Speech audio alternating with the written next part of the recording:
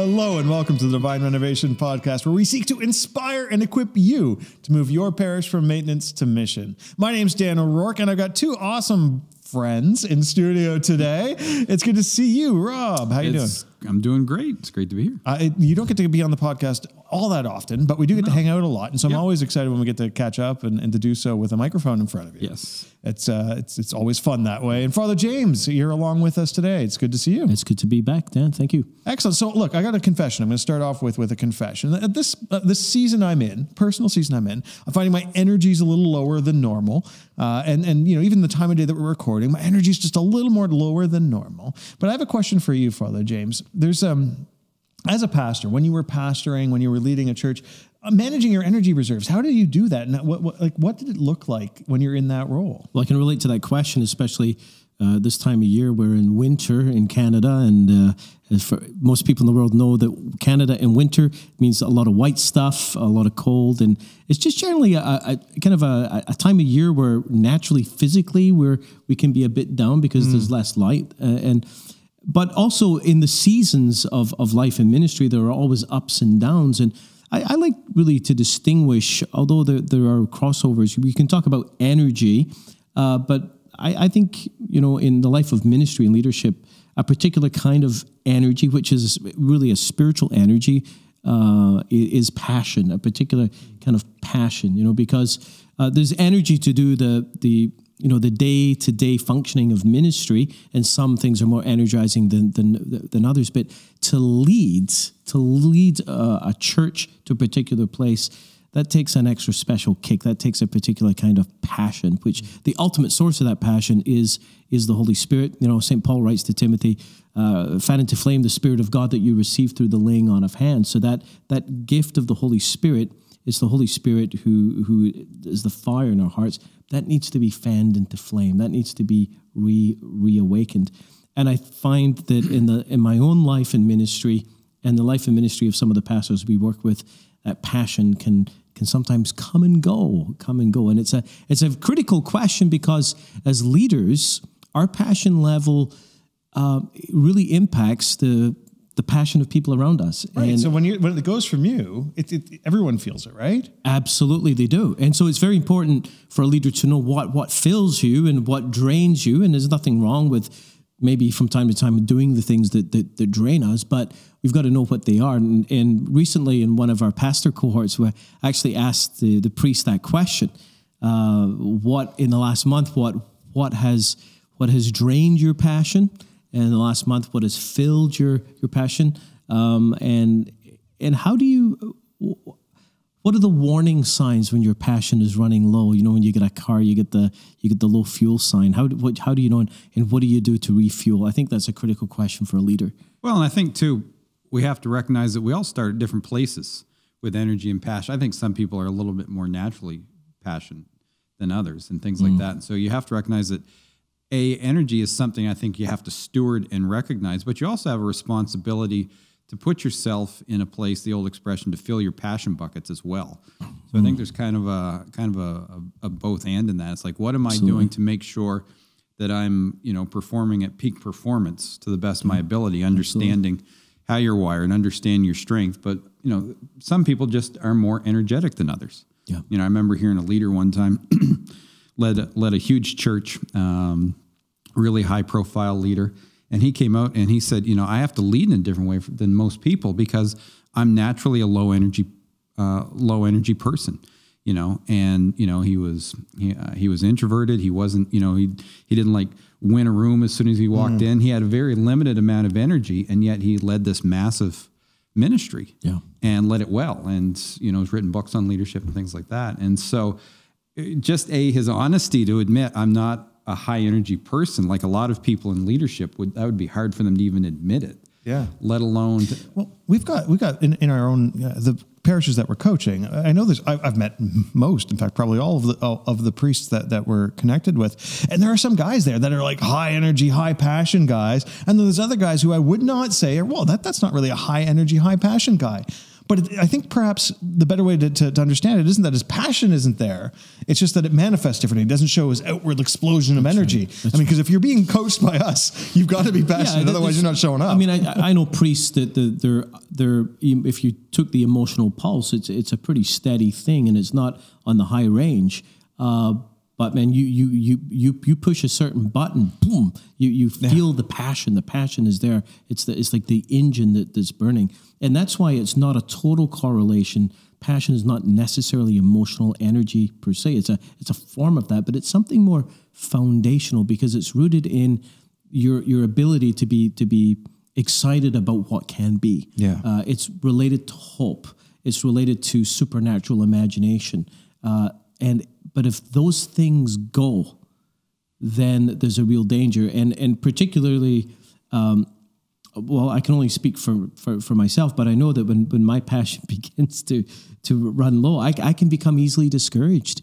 I become kind of irritated. Things start getting on my nerves, and it's crazy as it sounds, and I hope I don't shock anyone, but because I do believe that if we're leading into mission, remember, this is not just against flesh and blood that we're fighting. We're not just dealing with human realities. There is a spiritual warfare, and I know that for myself, when passion is drained from me, I can have thoughts like, wow, I don't want to do this anymore. I'm going to quit. Forget this. I'm going to become a plumber or something. It's.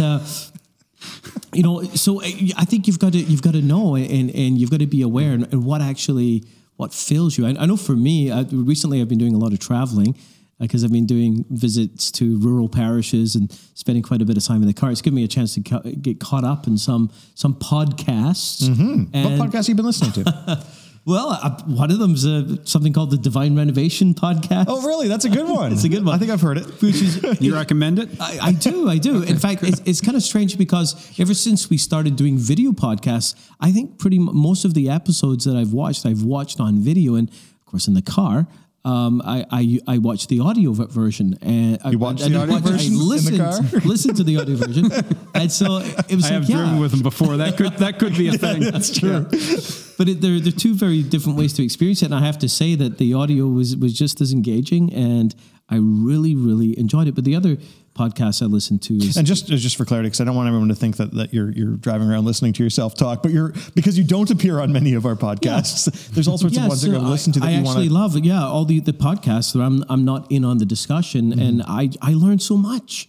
I was like, man, that was fantastic. There's some cool guests. I learn, and I get impassioned. I'm in my car, and all of a sudden my passion bucket is being filled. I'm like, I'm getting excited again, and I'm starting to dream and think about what can be, and that's a real hallmark. One of the priests recently said for a marker for him when his passion is low is that he stops having ideas. Whereas when he's passionate, he has all kinds of ideas about this and this, and it's not that they're all good ideas and that he should act on them, but the fact that it's generating ideas. He goes there. So I also listened to the Carrie Newhoff Leadership Podcast. I find Carrie's is great, fantastic podcast, and Carrie he's been a speaker he was a speaker at the Divine Renovation 18 conference, and I'm so inspired by so many of the leaders that come on that, because one of the things that inspires me is when I hear about people who are doing great things. That excites me. It just inspires me so much. And so I've been reminded of that again, of how important that is for me, whether it's to hear other people, whether it's podcasts or to go to a conference and hear amazing speakers, and to continually be challenged outside of my box. That's something that really fills my passion bucket. Rob, if I was one of, because you coach a number of Divine Renovation parishes, and if I was one of your either a pastor or if I was on one of those senior leadership teams, and I'm saying, Rob, my passion's low right now, how would you coach me out of that? What would you do for me? I think for me, the first question I'd ask is who you spend the most time with. Because like podcasts, that sort of thing. Like I have Learner and Input in my top 5, so I can get jazzed by listening to people. But really, who are you surrounding yourself with? Because ultimately, we feed off each other emotionally, and so If you're always dealing with negative people, critical people, things like that, then you need to put yourself in place where you're around people that lift you up and build into you. Like I remember years ago, at times recognizing in my own life, my passion for evangelization was low, and I became self-aware of it. And the most amazing evangelist I know is a guy by the name of John. I just get on the phone and start talking to John and say, tell me, like this guy was like kind of old school, knocked on doors, and started just talking to people about Jesus, and probably the most effective one I know. And so I just call him up and say, hey, John, tell me about sharing your faith with people. Who are you having conversations with? And he'd tell me the victories, and he'd tell me the struggles and things like that. And just at the end of that conversation, I'd be much more engaged around it. So, I don't know, there's different ways of explaining it, but they talk about the 5 closest people to you. You're going to reflect their values in your life, right? And so you have to be very, very careful who are the people that you surround yourself with, because you feed off of them, I think that's such a key question, especially for pastors trying to move from maintenance to mission, because maintenance, if it's truly maintenance as opposed to just managing a kind of decline, but everything has you have to overcome an initial inertia, and it takes, you talk about passion, you need passion to get the thing moving. And in parishes, especially if you've come into a parish, you often inherit staff members. What happens when the staff that are your closest collaborators, or even if you're in a small church that doesn't have a lot of staff, who are the key people you're working with? If they tend to be quite negative and all of these things, then they're going to drain you. They're really going to drain, and that's why it's so essential when you're building a staff team to really get people who get the vision. And remember, vision is about passion. Yeah. Vision isn't about intellectual agreement with an imagined future. It's like, yeah, I get jazzed for that. I get so excited about, and I get on fire for that. So you're looking for passionate people. Yeah. And quite often we speak into that, speak to the chemistry thing, right? Because the chemistry that you have with the people around you, you want people that aren't yes people that are going to challenge you, but you still want that chemistry there with people that you're going to connect with them. Yeah. Because again, that enjoyment of being around other people, that joy is going to be a source of your passion. So, Father James, let me ask you this, because I know you travel a bit and you in your various roles and the things that you do. You're often visiting other parishes, and I've got to believe there's a difference between the culture of that we're talking about, the culture of Saint Benedict Parish versus some of these other parishes, and sort of the presumption that around that passion and that level of interest that even the staff team would have. Is that your experience? Yeah, I think, we need to remember too that the culture that formed at Saint Benedict Parish took place over many, many years. But again, it's the nature of culture is that it eventually becomes invisible to you. It's what you take for granted. And when you do have a culture of evangelization and discipleship, and that's not to say that a place where there's such a culture that it means that we're doing everything perfectly well or there's no room for improvement. It's not to say that at all. It just means that these things have somehow become normalized, that's actually an enormous piece. And in my travels, I've come to be reminded of how essential that is, because if you do have that culture, you take it for granted, and it's not until you're out somewhere else that you realize, oh my goodness, that is not taken for granted to you. In fact, it's not even on the radar. And that is the challenge in many Catholic churches, so many mainline churches. It's not churches. on the radar. So help me understand. Well, mission, we talk about from a maintenance church to a missionary church or a missional church. It means that you've owned the mission. The mission is the primary driver in your identity as a church. But the primary question for most Catholic parishes, many mainline parishes, is not how do we do mission and what's the best way to do it, or even why should we do it? We're not even in many places there yet. There's not even an awareness that we ought to do it, or that there even is a mission. It doesn't begin to be a relevant question, because the culture, because it's maintenance, the number one presumption is all of this exists for the sake of the sheep. It's for us. It's for us. And if others want to join us, okay, fine.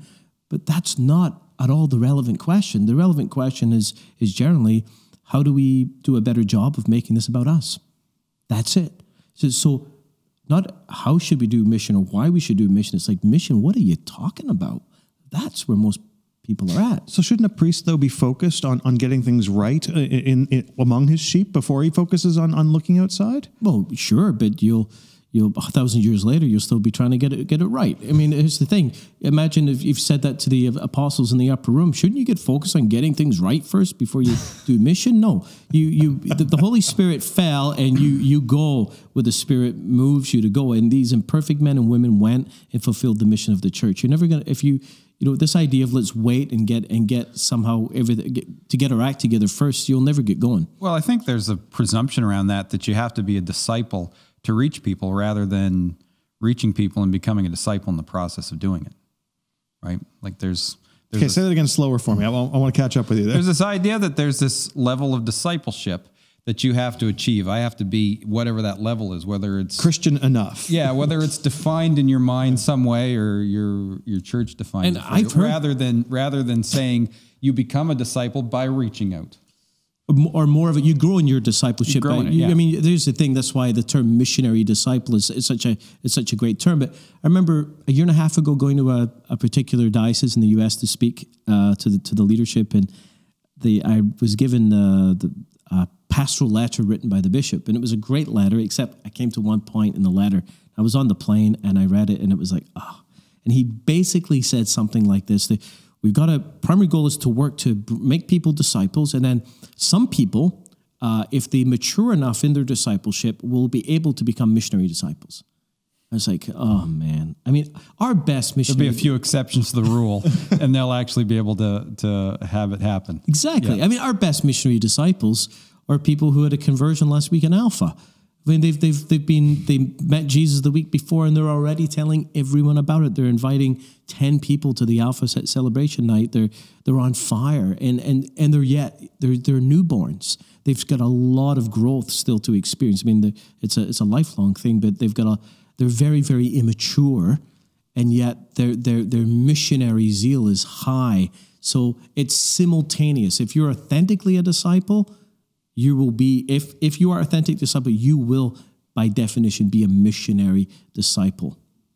So there's all sorts of roles inside of a parish, and of course, one of the more critical ones are the person that tends to be the face and voice of the parish. And so today we're bringing on Darlene Bonang from Saint Benedict Parish, and we're going to pause just briefly. I want to bring her on because she is, in many respects, the person who you're most likely to encounter if you show up at Saint Benedict Parish anywhere between Monday and Friday. So we'll be right back with Darlene.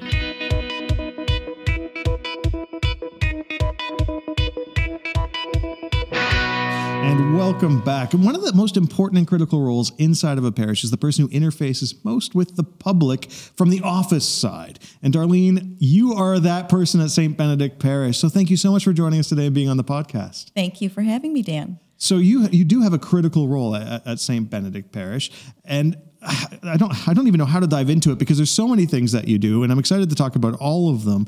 But help me understand how you ended up in that role. How did this come together? Because you would have been, was it Father James while you were pastor there that Darlene came along? Yes, actually, when I was looking for a new career opportunity, I came upon this unique opportunity to serve with Father James at Saint Benedict Parish, and the role, I believe, was advertised as secretary, if I'm not mistaken. Receptionist. Yeah. But I really had to read through the list of responsibilities and roles, knowing a little bit about Father James and his background, and was intrigued with this new parish that was an amalgamation of 3 former parishes in the Halifax area, and decided to, send in my resume and cover letter and see where it would take me. And it certainly has been a very enjoyable ride, and it's been fun ever since. So not every parish has staff, but often if they do have staff, the one that they're most likely, in my experience, the one they're most likely to have is a secretary, receptionist. Even small rural parishes have at least a part-time secretary, and that person may do everything from being a receptionist to doing the books, doing all the administrative tasks. Basically, is the person is the administrative hub. And certainly before you came, Kate was the parish secretary, and as we were growing and the activities were growing, and when it became obvious we had to be much more intentional about communications, because she was trying to do both. She was trying to do all of the kind of admin communications things and things that had been done before under the previous leadership. But the life of the parish was exploding, and she felt herself being torn in two, because there was an expectation that she interface with phone calls, and sometimes you could have like we could have 3 lines ringing and a lineup of people at your front desk. And, oh, by the way, when are you going to finish that report and get all that stuff done? And when she needed to be responsible for the bulletin, which at that time was just an enormous time hog, right? And we got to the point where it was obvious we needed to split the position, and so we moved Kate over to being director of communications, and that created this new position where we were going to take all of that out and make it primarily about being an interface with people. Right, which is a great idea. Intrigued me, and I love people, and that's where I get my energy. But it can also be very draining when you're interacting with people all the time, and you're responding to email. And eventually, I think I had to ask if I could have a headset, so I looked like the typical operator, so that I could, be on the computer at the same time as I was answering the telephone, and perhaps people are coming at the desk. And so it's really busy, and it's, demanding of your time, and it does burn you out. And so I needed to, sort of assess how that was going to work. And it took a few months, of sort of getting in there and situated and understanding what the important roles were. But I've always been a people person, so I certainly didn't want to shy away from that role. And that is where I, get my strength. So help me understand this. Your job at Saint Benedict Parish, it's not just a job, it's also a ministry. So absolutely. How do you approach it? Like, what does that look like for you? Oh, for me, it's certainly meeting everybody that comes in the office or communicates with us where they are. And I love to have a conversation with people to find out, where they are on their faith journey, if anywhere. Perhaps it's a cold call, and it's just from a family who's looking to have a child baptized, and they've never had really much faith involvement, but here they find themselves with a beautiful baby, and it's what they know to be the reality. That's what we do. We're Catholic, so I guess we're going to have this child baptized. But for me, it's so important then to have a good conversation with them and accompany them on the journey. And it's always something to kind of be cautious of, because you don't want to turn somebody away in that initial conversation. But if they have no faith practice at this time, then baptism isn't the one place that we want to start them. We want to journey with them. We want to welcome them to the parish of Saint Benedict and welcome them back to Mass. So if you're telling me, I call you up and you don't recognize me, I'm new, you've never heard from me before, Darlene. This guy named Dan calls up and says, I got a kid, newborn. I'd love for them to swing by next week and get them baptized. Right. You're going to say no? I'm not going to say no that way. What are you going to tell me, Darlene? I'm going to congratulate you on the birth of your child. You're welcome. Thank you. And I'm going to say how excited we are that you have come to Saint Benedict and that you're looking to have your child baptized as part of our faith community that you will be sharing in. And then I'm going to ask you if you have attended Mass lately at Saint Benedict, or, did you attend in the past with your family at one of the former parishes. Get a little feeling for where your family's at. So we are so blessed at Saint Benedict because we have so many beautiful people serving in ministry that I will happily invite you to come to any of the weekend Masses and to come to the Welcome Center, where you will be greeted and you will be welcomed. And I'll ask you to identify yourself, to them. Let them know that you're new. And I know that they're going to be loving you and welcoming you, and they will gather some information about you. And they'll also gather the fact that you're looking for baptism for your child. And then we will hopefully be able to identify next steps for you, which will eventually, mean that you will attend baptism preparation, but that won't be for a while, but not in a discouraging way, you know? Now, Father James, can I ask you a question? Is that the normal way that a Catholic church would behave? That, when if I call for baptism, that I'm being directed to the Welcome Center? And what is... Probably not, but I mean, there's lots of different approaches. I think one of the things that we wanted I remember when we did the interview, Darlene, I remember asking questions about your understanding of evangelization and mission, because principally we wanted to have someone who was on board with our vision. And part of our vision around sacraments was that we should, and I said this in the original book, we should never say no. However, a response should be, let's help you get ready. And that can mean a lot of different things. And we can't help the fact that some people might hear the let's help you get ready as a no, because they're looking for sacraments on demand, But I think that many parishes don't have an intentional process. At best, it would the response would either be, on the one hand, the baptismal classes start on Wednesday, February the 10th. So you just show up. I'll take your name and you show up for 3 classes and then you get your baby baptized. You might get that, or you might, on the other hand, get interrogated in a not so gentle way. You asked a few questions, but you might get, do you live in the parish boundaries? Are you a registered parishioner? And if you're not, then don't call us back. Like you might kind of get that kind of response, which is really, it's just, don't do that. It's horrible. Don't do that. Well, I much preferred your response, Darlene. Thank you, Dan. Well, I'd be curious to know, when you came to Saint Benedict, you were just hearing about all that was going on, things like that. So as they laid that process out and how that was probably different for you, was that an encouraging thing, or was that something that excited you, or is that something that seemed intimidating at the beginning to kind of have that approach to the job? I think a little bit of both, honestly, Rob. Excited, yes, absolutely. And I totally buy into why we do that, because I interact with many different people and have for some time in, my church, and always realizing that we're all at different places, right, in our faith journey, and knowing that you have to meet people there. So, but is it intimidating? A little bit, because people very much do come with the expectation of the church is going to provide this for me, and I'm asking for baptism, and they're going to say yes. And sometimes it does take people by a little bit of surprise when you're not just giving them the form to fill out and here's the time to show up. So earlier in this very podcast, Father James talked about trying to creating culture and being invitational. And what I picked up in your response when I playfully asked you to baptize my kid, what I picked up was you invited me to Mass. Is that something you're doing intentionally? Is that one of the elements that you're approaching your job with? Absolutely. Yeah. Always inviting you to something, whatever that next step is, and for if people are, identifying that they've been away for a while or they don't really have a strong connection, then I'm trying to determine, where I think I could invite you to. Perhaps it's to Alpha before I even invite you to Mass. Darlene, in the last couple of years, how many people roughly would you say you've invited to Alpha from that front desk? Probably close to at least 100, I would say. Yeah, that's great. I think.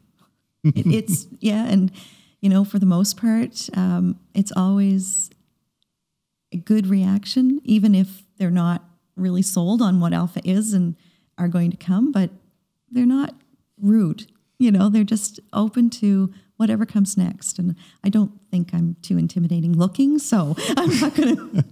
Well, I'd love to know how many times, because, the conversations would always be happening and I'd be walking in, in and out of the office. And so I'd love to have $1 every time I heard, have you ever heard tell of Alpha? And about that time, you'd see an arm go over and grab an invitation, right? And, she'd keep eye contact on him as she was reaching over and grabbing, And, but yeah, it was just commonplace to see her, or every once in a while, my office across the hallway when I was there. And you and Darlene used to work together, closely together, yes, right? We were on the same team together when I was there. And she'd come over and just say, yeah, I invited them to Alpha and they seemed receptive, or I invited them to Alpha and they didn't seem receptive, so it was, It was quite often that, but even in that, the ask was the victory, which is one of the things that we promote. It's the success is just in asking people whether they come or not. Yeah. And so it was always neat to see her joy when she did it, regardless of the outcome. What I love is that because you're on the front line, you've got that beautiful opportunity to be asking and to be inviting with regularity, and so I think from where I sit, that seems like what a beautiful opportunity. And if you weren't you, if you didn't lean in that way, if you didn't invite, what a lost opportunity. Right? Absolutely. Like the inverse of a Darlene is terrifying to me. That would be 100 people not invited to Alpha that were looking for something. And yet in many ways, you'd be surprised at how often in the world of the church do you have someone in your position, like on the front line. I mean, there's who's maybe not the most gifted with people, and yet they're in that job, which is really bizarre. And in one sense, it is because there's a dual responsibility for most secretaries. One is there's the bunch of tasks, organizational things you've got to get done, and then there's people. And most people are either more gifted in tasks or with people. It's rare to have people who's really skilled in both. Like someone like yourself, and there's to get these tasks done. If you're constantly interrupted, I know for me when I'm trying to get stuff done, if I'm interrupted, I become cranky, and then I'd end up getting frustrated. You see these phone calls as intrusions in my real work, and we worked very hard from the beginning to try to say no. Your real work is responding to people, and outside of that, if you can get some other work done, great. I mean, that's at least how we started. Now, let me ask you, how did you? That was the ideal that we began with. How did that work out? Well, it was a bit of a learning curve, and like I say, it took probably about 3 months before I kind of got situated and understood some of the rhythms and things. And the rhythm at Saint Benedict is just fast. It's fast paced, and there's always more and more and more to do. And there's, like I say, it was an amalgamation of 3 parishes, so it's almost like you've multiplied the administrative workload by 3, which I'd never worked in a parish office before, so I didn't understand even what that volume would be. The fact that we're baptizing great numbers of children means that there's a lot of paperwork that goes along with that, and and that's wonderful. But I soon realized that I need a little bit of downtime, a little time to unplug myself from people. And trying to have lunch in the staff room was even a challenge. And, if you have 10 interruptions or even 5 interruptions during your lunch hour, but you have to be ready to receive people the way you've received every other person that day, which is top of your game, hopefully, that wasn't working out so well. Yeah. And I was feeling burnout, and I was feeling a little bit agitated. And, I didn't want to feel that way, but that was the reality. So I soon identified, okay, this is not going to be sustainable for me. I might be in this for real short term, or I need to figure out what I can do. Right. So Darlene, as you know, we film these podcasts, we record these podcasts during business hours. So I assume before you came to the studio, you shut down the office. Is that right? No. We don't shut down. We don't close for lunch hours. We don't close for Darlene's illnesses or vacations. And we certainly didn't shut down this afternoon. So what did you do? Well, I have a wonderful team of volunteers that I can call on who I've invested in, I've trained. They came willingly, like no one's there under duress. I don't make anybody sit at the desk, and I don't look to other staff members most of the time and say, could you just hang out? Because that's not necessarily what they are being where their strength is or what they can offer to Saint Benedict Parish. So today I have one of my volunteers, Marie, I call her my Friday girl. And she comes in every Friday and gives me a couple hours of her time. And today she was generous enough to give me a whole afternoon so that I could be here.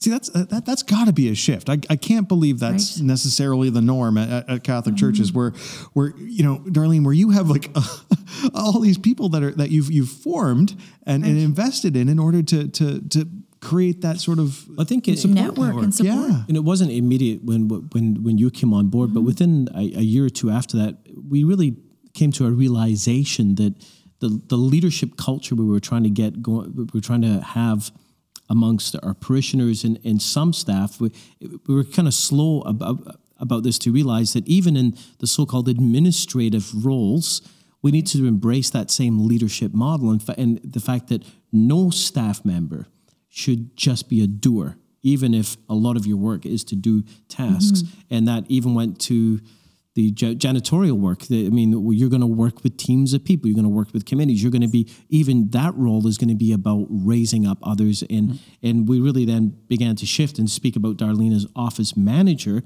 and really say, okay, you're gonna set the culture for this front desk, but we want you actually to be not just finding people to help you do your job and plug holes, but we want you to raise up people as well. Exactly. And sometimes that's, it takes some time, right? You have to get to know people. You have to build trust with them. You have to give them good direction as to what is expected when they're going to be at the front desk, and to help them be comfortable with the answers that they're going to be asked to give. And for some people, it takes investment, a little bit more investment than others, of course. And you have to truly believe in your people, that you know that they're going to be well equipped to sit in that position and to be able to respond the way that you hope will be representative of that office. When I first, when Divine Renovation first started working out of Saint Benedict Parish, I can remember how shocked I was that there was always someone at the front desk, and I didn't know who the heck they were. And I'm like, who are all these people? It's like, so I can just imagine, like, the people who are listening that are, from whatever parish you happen to be from, to realize that like the culture of leadership extends everywhere inside of a parish, that the opportunity extends everywhere, and to raise people up and give them space to embrace ministry and to play important roles. That happens all over the place. And it gets me excited just to think about I loved when I didn't know who was at the front desk. I'm going, my name's Dan. And, going through having that awkward hello conversation, especially in that first month or so. Absolutely. And when the Divine Renovation Ministry became part of the office, I was trying my best to tell the volunteers, there's new staff people here, and you'll meet them and whatnot. But we didn't always get a chance for the formal introduction. So they would say, well, it would be great if you could tell me, like, if there were 3 new people coming through, because I stopped them and I don't know that they work here now. It was just a lot of fun. But they too, totally enjoy what they do. And I've had so many of them thank me over and over again for the opportunity to be able to serve their parish in some way that they feel called. Well, how did you identify them, Darlene? How are you finding people to help invest in and to raise up? We do have something at Saint Benedict called Saint BP Serve, but we didn't always, right? And so originally it was a small, perhaps, interaction that I had with somebody, and I felt that they, were people, we'll call it. Yeah. And, if they would have a little conversation with me, maybe I would determine, okay, perhaps they might like to spend some time in the office, or, they've indicated that if they could be helpful in any way, they'd welcome that. So I'd get their contact information and then set up a time where I could spend a few minutes with them, on one-on-one. But you don't want to have the wrong type of person at the front desk. And so I have learned, perhaps, in an awkward way sometimes, don't promise anyone anything until you know what their skills and what their strengths are. Because they could be they could see themselves as being very good with people skills. And perhaps on the telephone they are, but maybe in person, that's not the case. Yeah. So you have to have a balance. Well, there's 2 things that she does really well. First off is that she has the task broken down. So she doesn't overwhelm people. So when they first start, this is what you do. And she just has kind of the base level and then builds on it. That's right. But then also she does a great job of understanding the different people's strengths and what they're good at as well. And I know we'd have conversations of the different ways that people were stronger in some areas. Absolutely. And you help kind of develop the team in different areas that way as well. For sure. To help them identify where I saw their strengths, and then perhaps choose tasks accordingly, right? So that not everyone is doing all the same thing. Yes, they're doing reception, and that's the major, component. However, I've got some folks who have come from an administrative background, very strong analytical skills or detail-oriented. So I can help choose tasks for them where they're going to feel fed, and then for other people, they don't even want to use the computer. I have people who sit at the front desk who don't use the computer. And that's perfectly okay, providing that there's going to be other people after them who can, fill in. So one of the things I was picking up, and maybe I'm wrong, Darlene, but one of the things I was picking up is that sometimes you've brought in people that are like, you know what, this person's actually not the right fit. Have you ever had to have a conversation with someone that was like that? Yes, I have. And it's really, as you can imagine, it's awkward, but it's amazing how, as much as I might have stressed over that particular conversation, they were also stressing over the fact that they didn't feel comfortable in that role. And, sitting down and just having a real good, honest conversation, they were saying, I don't think that I'm suited for this position. And I've never had to fire a volunteer ever, but we sat and discussed, well, what roles would you like to serve in? And it's funny because they've transitioned into other teams, those very people. So they were not turned off at all by the conversation or by the fact that I was asking them maybe, perhaps this isn't the best place for you to serve. Well, I love the fact, of how you've been able to incorporate all of these key values of divine renovation right into your own ministry. It's very easy, especially in a busy parish like this, to see possible volunteers as simply people that are going to help you get stuff done. And trust me, I remember at times coming out of my office when I was pastor and I needed to ask you a question. I come around the corner and you literally have, you're talking on the phone. You've got a lineup of 5 people deep. There's another staff member waiting to talk to you, and it's like, oh, okay, I'll come back in an hour. I'll come back in an hour is the same thing. So when you see that kind of you being overloaded in this way, great, we've got more help, but really to really see your role as not just responsible for getting stuff done, which is true, absolutely, but responsible for raising up others. And I don't think, even if it was a small parish, and if there's anyone listening and you're in a small parish, you might say, well, we don't have to raise up others like that because we're not so busy. One person can do it. I would say that the principle is still the same. We're not here just to use people to get stuff done. We're here to raise up people.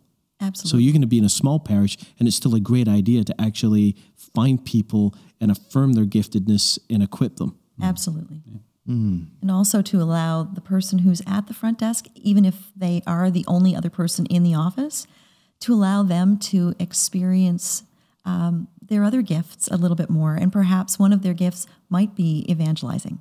Yeah. But if they don't have the opportunity to do that, perhaps those phone calls when they come in, and if it's a baptism inquiry, it could lead to a 20-minute conversation where you can actually be inviting somebody into a journey with you. But if you don't have someone who's going to be able to input the data that needs to be input and, do the letter for Father, then you're stressed and you're always, there's a tension there. You just want to get off the phone. Right. And that's not really where we want to be.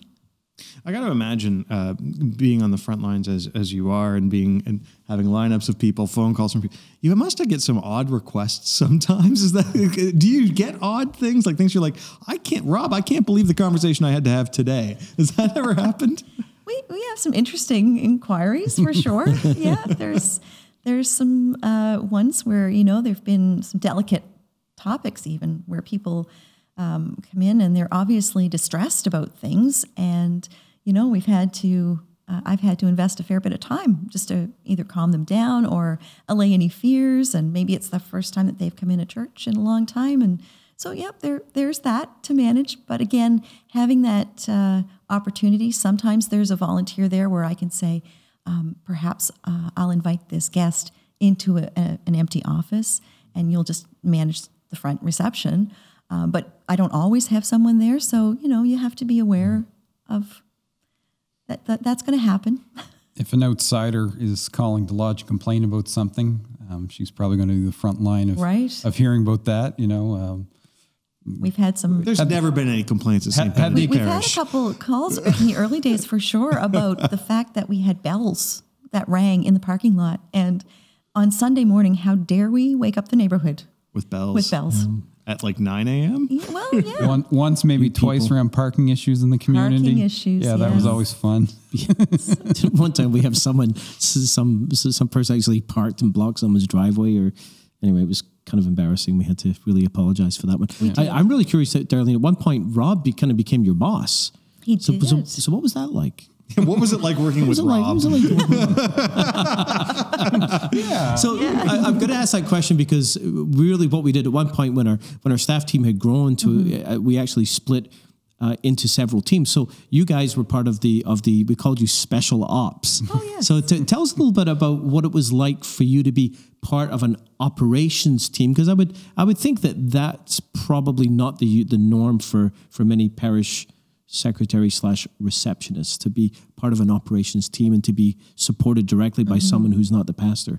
What was that like for you both?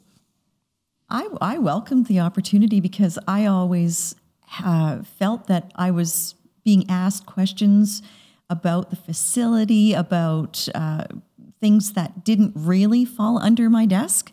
And so Rob was, open and you had clarity with all of that stuff, and you really did keep us in the loop, I think, with all of those things. And I think we worked fairly well as a team that was comprised of the finance person, the facilities manager, yourself as director, and myself. Yeah, it was challenged in the beginning, I think, for me, because I didn't really know what a director of operations did. And I oversaw a team of people who none of their job I could do. Everybody's was very good at their job. So my philosophy was get out of the way, try to let them do it to the best of their ability, support them to the best of my ability, and then help them solve problems when I could. I think, there were certainly a lot of times challenges and things like that you'd face in the midst of it. And we'd be sitting there and I don't have a clue what the solution to this is, but we'd come around. Like there was a few times where we had some major challenges, and as a team, we'd come together and say, okay, all hands on deck to solve this issue or solve that problem. And it seemed like there was a really, really great environment of support around the different tasks and what people were doing in those different things. And so it was from my perspective, it was an easy team to lead because they were very talented. And so my goal was to just stay out of their way as much as possible and try to say yes as often as I could. So in office administration at a parish, my perspective, having not done it, and I would be even worse than you, I think, Rob. My perspective though is that it never ends, right? Like there's never you don't have it's not like, oh well, I'm wrapped up for the week. It's Wednesday and there's nothing else left to do. It's like the mail, right? It just keeps coming. It keeps coming. It keeps coming. So let me ask you this question, Darlene: how do you measure success? What does success look like in that role? Well, primarily it's your interactions with people, and of course, you do have administrative tasks that you have to complete. I try to be responding to email in a timely manner. It does help with the other members of the team who are responsible for key areas. So if that's not my role, then I'm not going to delve into that too far because it's going to take a lot of my energy and time, and perhaps still not get the person where the answer that they're looking for. So if it's redirecting stuff, I can do that in a pretty, quick fashion, and that's great. But you have to still be aware of the fact that reports have to be done, and things have to be recorded, and the emails have to be replied to, and it's just a matter of kind of juggling, keeping a lot of balls in the air at times. But I like that. That's part of my personality, and that's how I function best, I think. I don't like to be bored, as Rob knows. One of the things I want to ask you about is in a parish that's being intentional about moving from maintenance to mission. One thing is that it's never a static reality. And I think most parishes are never static, but they can be in a particular orbit. But when you're intentionally moving, the reality is really, really changing. And one of the things we discovered is that team structures or who's in what team is not going to be a permanent thing. Your job itself you're going to feel it shifting underneath you as things change. So I have two questions for you. Number one is when you were in this role, were there times that you felt this, when that you could no longer do what was expected of you because it had changed? And how did you know that? And that was number one. And secondly, how did you communicate that to those who were supporting you? I can absolutely, picture myself being incredibly frustrated at one point. I had a fairly large role to play in the financial piece. And there was a finance manager on staff at the time, but we were working a little bit in the old school model where the secretary/reception person was still interacting with the counters and the data entry people. And I was still, looking through envelopes and trying to, get them in the right place and get teams of people to come in to enter that. And it was overwhelming. Like, I've never said that finance is my strong suit, and it isn't. But being responsible for that part of it and trying to manage that had to happen in a timely manner, immediately following the counters, right? That data had to be entered. We have to keep up to date on that financial reporting. So, and by the counters, you mean the people who counted the collection? Counted the collection, right? But then we have another team of people, and I was sort of responsible for getting them as well, who would come in and be able to input the data.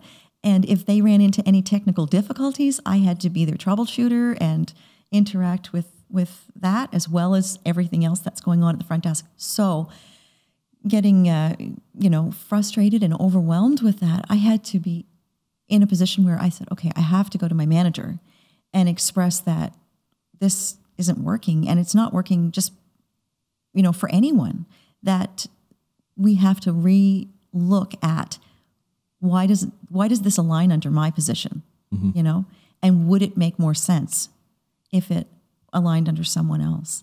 And it's not to get out of hard work.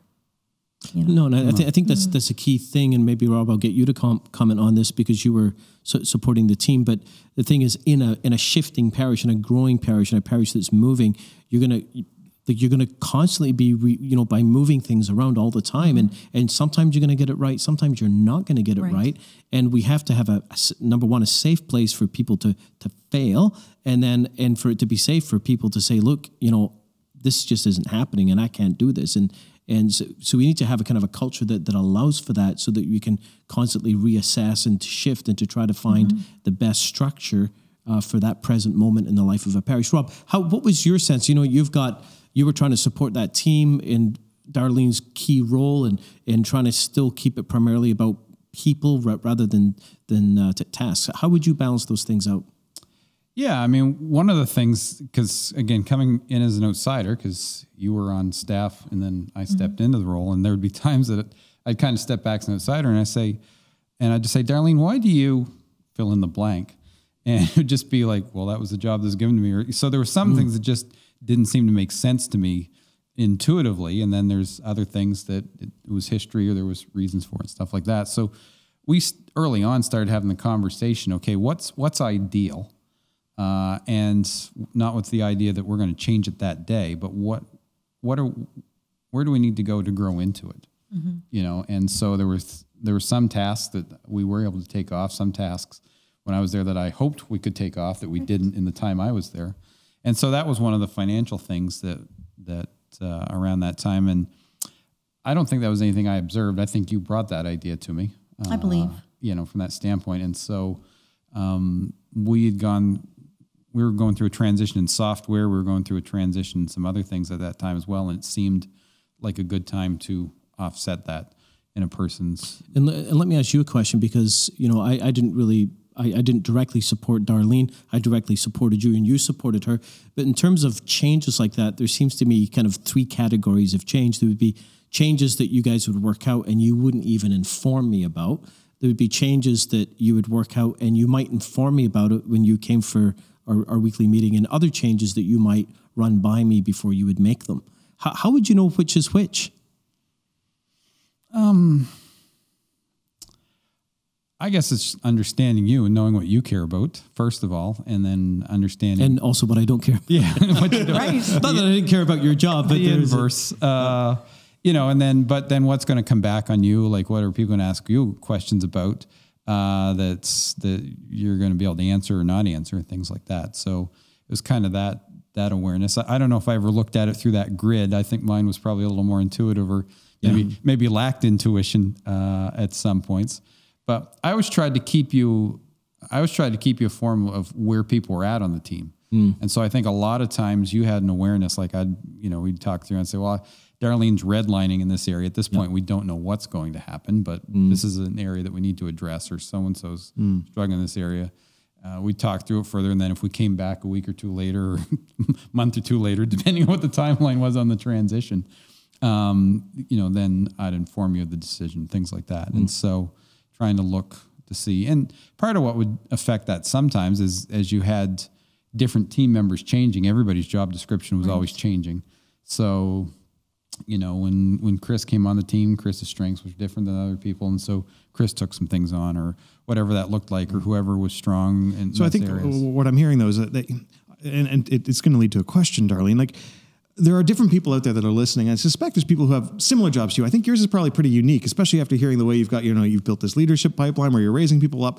But there are other people that have similar jobs, right? So they're the frontline people, whether they're called office manager, parish secretary, whatever their job title is. Right. They're that frontline person, Absolutely. right? And so my question to you is, if they're listening right now, what are a couple of things that you'd want them to hear?